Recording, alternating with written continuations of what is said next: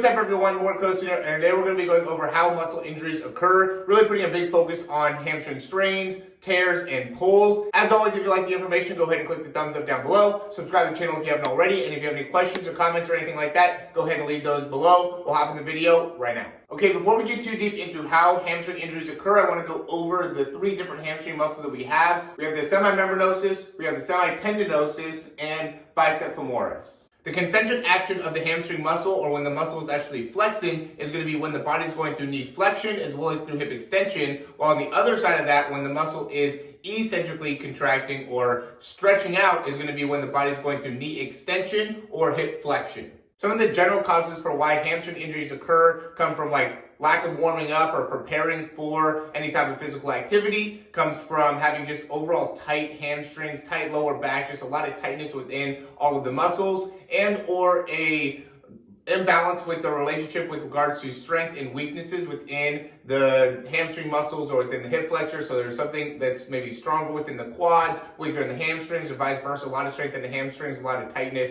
or weakness within the quads or lower back or something like that will make it so you have a little bit more of a chance for hamstring injury. But really what we want to go into is what is specifically happening when a hamstring is actually going to go through a strain or a tear. You know, what from a biomechanical standpoint is going on. And really when a hamstring injury happens, there's going to be three different types of main things that are happening. One is going to be before your foot actually touches the ground. So when you're sprinting and your foot is cycling through, right before that foot touches the ground, there's a moment where there's the two different actions. That's why we wanted to go over those. So as I talked about before, the actual hamstring muscle is going to be flexing during knee flexion as well as through hip extension. Now, when your foot is about to be touching the ground, your body's going through hip extension, right? So it's pulling back, but it's also going through knee extension. So one of the things about the hamstring is it's a biarticular muscle, which means that it's one of those muscles that crosses two joints, which makes it a little bit more susceptible to having injury. So now when your foot's about to be touching the ground, there's one part of the hamstring muscle that is flexing, or one part of the body that is going through a flexion of the hamstring, and there's another part of the body that's going through an extension within the hamstring, right? So again, right before the foot touches the ground, the knee's extending, right, which would be an eccentric kind of lengthening of the hamstring, while the hip is also extending, which means that the hamstring muscle is going through flexion or shortening. So at the same time, one part of the muscle is actually lengthening, the other part is actually flexing, and that is a recipe for disaster when it comes to actually, that muscle in potentially causing some type of strain, some type of injury.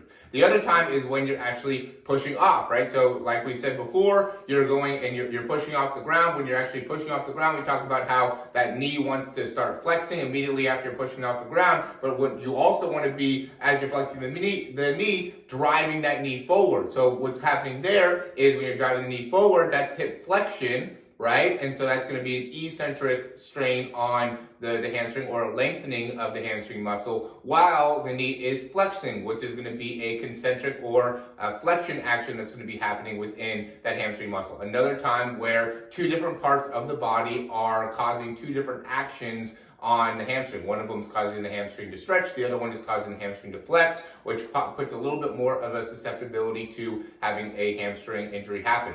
The last part is going to be when you're going through deceleration, right? So you're sprinting, soccer, football, even when you're just a sprinting athlete, you're running full speed, now you want to start decelerating, okay? When you end up wanting to decelerate, there's a couple things that will end up happening during this deceleration. One of the things is you're going to end up kind of dropping, you're bending your knees and you're going to be dropping your weight, kind of shifting your hips back. When you're shifting your hips back, that's going to be another form of hip flexion, right? Hip extension is when your hips are moving forward. Hip flexion is when your hips going back. But when you're shooting your hips back and you're trying to bend your knees at the same time, it's that same type of action where you're getting hip flexion at the same time as you're getting knee flexion, which is going to cause that hamstring to be more susceptible to having a injury. So another time that you're going to also see hamstring injuries occur in deceleration is going to be when you're trying to get out of a break very quickly, right? So what's happening is your foot is going and impacting the ground, and what your body wants to do is it wants to absorb, it wants to flex in all the different joints, flex in the ankle, flex in the knee, flex in the hip,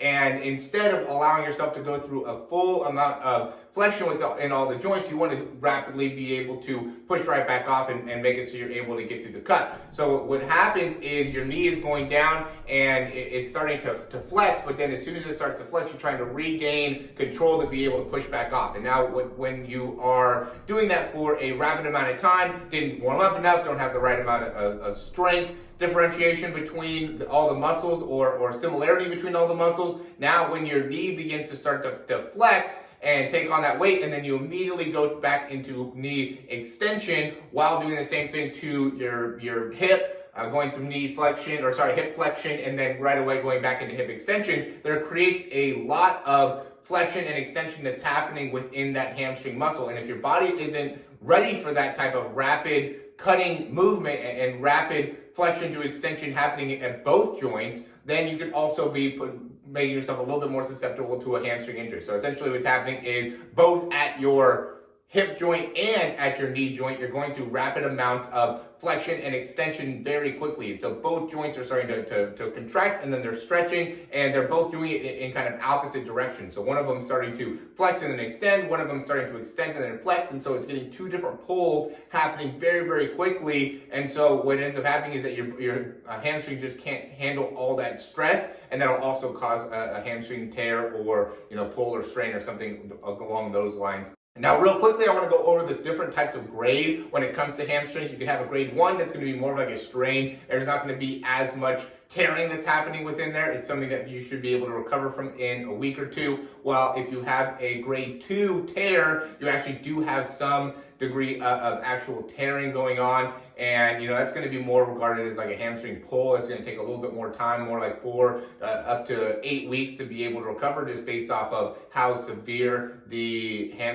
actual tear is in the muscle. So when you fully rupture, which is going to be a grade 3, that's going to be when the muscle is 100% completely torn. The whole muscle is torn. Where grade 2 is going to be where you're going to end up not fully tearing the muscle, so there's still some degree of attachment that's happening within it, and that allows you to be able to recover. Again, just depending on how bad of a tear it is, will determine how long it's going to take for you to be able to recover. While that grade 3, where you completely rupture, that could be anywhere to up to 6 to 8 months in terms of recovery. That takes a really, really long time. So you really don't want to allow yourself to get to the point where your hamstrings are really rupturing. There are a few ways to be able to resist hamstring injuries from occurring, and one of the first things that I really love to do is Nordic hamstring curls. There's been a study that shows that this actually decreases your chance of having the strains or tears or pulls in the hamstring by up to 51%. Nordic hamstring curls is a great exercise. Another great one is going to be more of a straight leg type of a deadlift, so not having as much of a knee bend, really putting a lot more of a stretch on the muscle, really controlling the stretch, because when hamstring injuries are occurring to you, what's happening is they're pulling, they're overstretching in the actual muscle. And so you just want to be able to resist that the best you can, and one of the ways that you can teach your body to understand how to control itself as it's going through that eccentric stretch is by doing more of a straight leg type of a deadlift. Not as much weight, but a lot more practical for actually teaching your body how to control, the deceleration or the parts of the hamstring that are going to allow it to overstretch or pull. Another great thing is going to be good mornings, just making sure that you're able to maintain a great position within the back, creating more of that stretch within the hamstring. Great way to be able to help you out. Another one's going to be strengthening your lower back, strengthening the glutes, strengthening some of the muscles around your actual hamstrings, even strengthening like the hip flexors and your core. All of those play a huge impact just because the hamstrings are attached onto your pelvis. So being able to better control the pelvis is going to take some of the pressure off of the hamstrings. And also, like I said, with the something like the hip flexors and the quads, those are going to be are the opposite muscle, so they're in a direct relationship. So everything that you do with the hamstring, all the ways that it flexes, are going to be the ways that the quadriceps are actually extending or stretching, and then vice versa. All the ways where the hamstrings are stretching or extending are going to be when the quads are flexing. So it's a direct relationship. So for those muscles to also be strong will help you in being able to resist hamstring injuries. The last is going to be actually training for some of this type of high exertion exercise. So doing deceleration type training, doing sprint training, doing different types of, uphill, downhill training, making sure that before you're going into sprinting, you're working on the leg cycle, being able to control the leg cycle, being able to teach your body how to get full extension with your leg out in front of you, just to make sure you're prepping the body for physical exertion that's going to replicate when you're going through these different types of stretching and deceleration actions that could potentially cause a hamstring injury to occur. All right, guys, as always, I hope you like the information here in the video. If you have any questions, we'd be happy to answer those down below. You guys can check out some of our speed programs. That's really what we do, is help you guys in improving your actual speed, looking a lot into the biomechanics. But I thought this would be really, really helpful because we obviously see different athletes that have hamstring injuries. And so if that happens, we want to be able to give you an understanding of how to correct it, and also give you a great understanding that, a lot of these things are going to actually be within the program. We want to prep you to make sure that you stay healthy, or we know and understand, I've pulled my hamstrings in the past before, so I really put a lot of time and energy and effort to make sure that I am able to stay healthy myself, and I want to be able to pass that on to you. Some of this information has been very, very beneficial for me, and I hope it is the same for you. Check out some of our speed programs if you think those will help you out in developing your overall performance. But we really want to make sure that you're staying healthy on your path to becoming a much better athlete, a much faster athlete overall. So as always, guys, thanks for watching. Subscribe to the channel if you haven't already, and looking forward to seeing you soon.